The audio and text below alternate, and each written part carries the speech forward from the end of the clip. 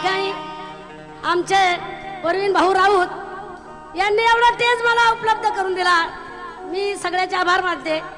म्हणून माझी प्रसिद्धी अशी आहे की मी औरंगाबादला बाबासाहेबाच्या नावावर मी ताऱ्यावरच बाबासाहेबाचं प्रबोधन करून खाते, आणि म्हणून मला आता एवढी संधी दिली, म्हणून माझ्या दादाला धन्यवाद देते। पुढील गीताला सुरुवात करते।